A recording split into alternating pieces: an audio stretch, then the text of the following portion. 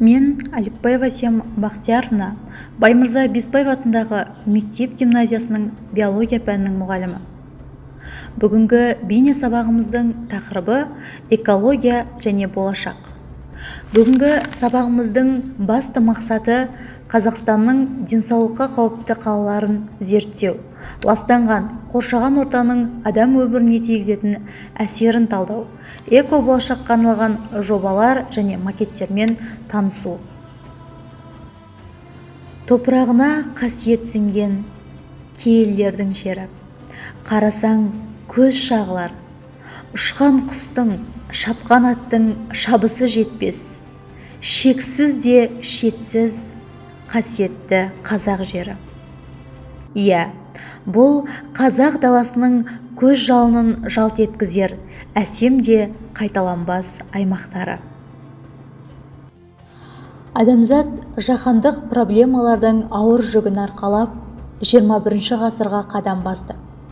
Олардың шешімі әлеуметтік прогресс және адамзат өркениетінің аман қалуына тәуелді болып тұр. Ол мәселелердің қатарындағы ең өткірі экологиялық проблема болып табылады. Адамзат үшін атомдық және химиялық әлемде өмір сүру неғұрлым қолайлы. Бірақ радиация, қоршаған ортаның улы қосылыстары мен ластануы, химиялық қарулардың қаупі адамдардың денсаулығы мен өміріне қауіп төндіретін қосымша мәселелердің пайда болуына әкелді. Қазақстан территориясының өте үлкен бөлігі әртүрлі факторлардың әсерінен кешенді ластанған. Мысалы, ауаның, судың, жердің әртүрлі өндірістік зиянды қалдықтар мен улы газдармен және тағы да басқа ластану. Экология, геология және табиғи ресурстар министрі Мағзұм Мырзағалиев денсаулыққа қауіпті Қазақстанның 10 қаласын атады. Оларда ауаның ластануының ең жоғары деңгейі тіркелген. Барлығымызды негізгі экологиялық проблемалар алаңдатады. Бұл атмосфералық ауа мен жер үсті суларының ластануы, қалдықтармен жұмыс істеудің жетілмеген жүйесі, тарихи ластану, көгалдандырудың жетіспеушілігі, деді министр үкімет отырысында. Мырзағалиев атмосфералық ауаның экологиялық мониторингіне сәйкес 2020 жылы 10 қалада атмосфералық ауаның ластануының жоғары деңгейі тіркелгенін айтты.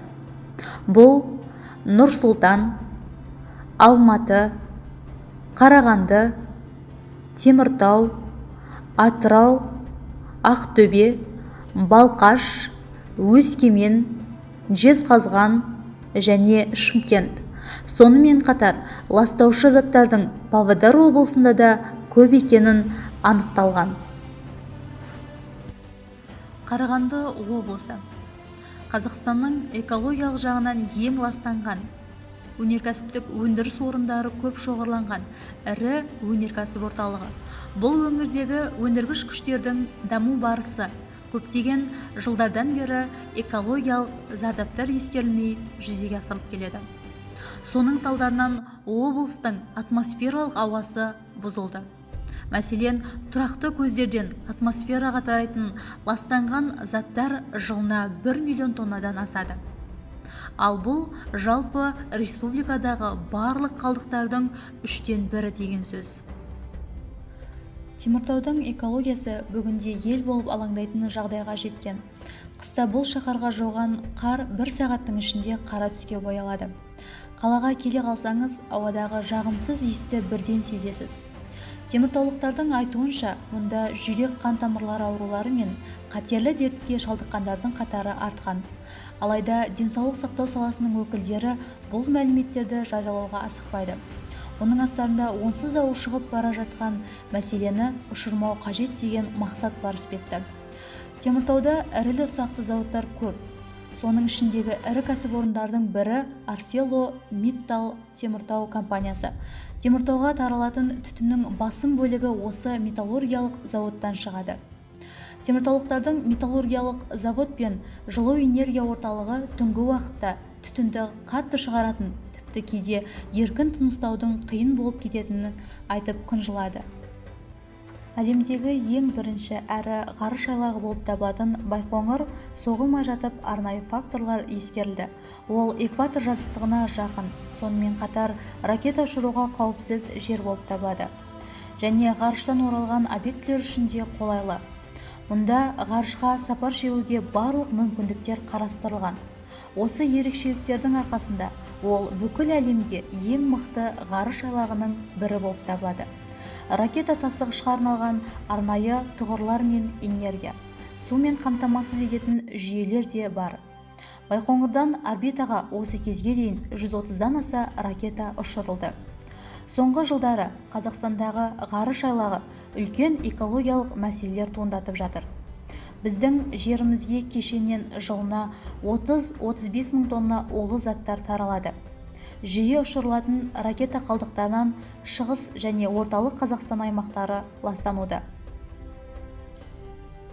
Бүгінгі күнде Алматы дүние жүзіндегі 25 ластанған қаланың тізіміне еніп отыр. Қаламыздың Қазақстандағы ең лас қала атауының басты өзекті көзі автокөліктер. Қалалық жол полициясының деректері бойынша дәл қазір 540 мыңнан астам көлік құралдары тіркелген. Бұлардың қатары жылына 40 мыңға дейін көбейеді.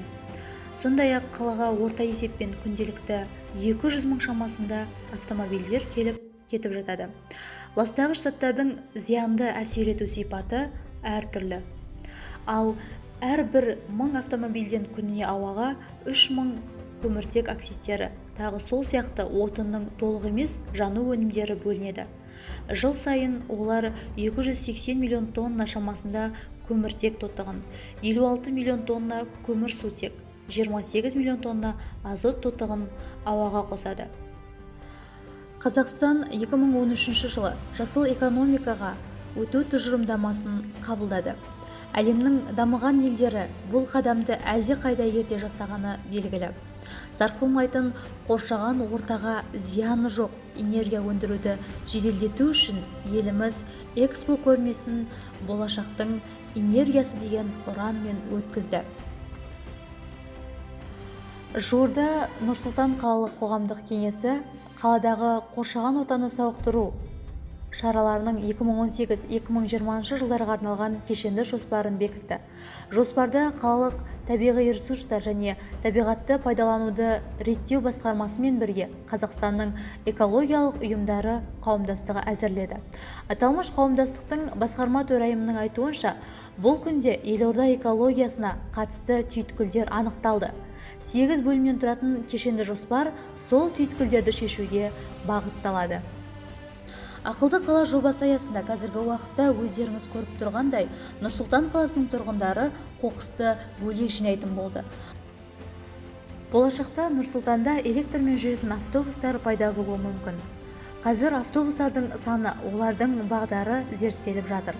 Бұған қоса, электромобильдерге арналған инфрақұрылым құрылмақ. Құрамында сынап бар, адам денсаулығына зиянды шамдарды жинау мақсатында мына ұяшықтар пайда болды. Бұл мемлекеттің экономикасына да, экологиясына да өзінің оң әсерін тигізеді. Еліміздің, жеріміздің көркейіп, табиғатымыздың әсемдігін сақтап қалу әрбір елім деген азаматтың қолында екені сөзсіз. Сол сөзімнің дәйегі ретінде мен Баймырза Беспаев атындағы мектеп гимназиясында жүргізіліп жатқан экологиялық іс-шараларды қуана айта аламын.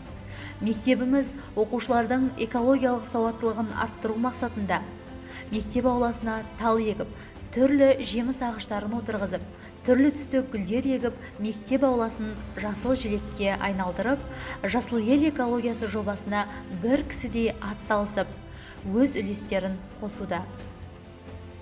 Сабағымызды қорытындылай келе айтарым, ел экономикасын жер қойнауындағы байлықтармен емес, шыңдалған, бәсекеге қабілетті білімімізбен көтеріп, дамыған елдер қатарына қоса алатынымызға шүбәм жоқ.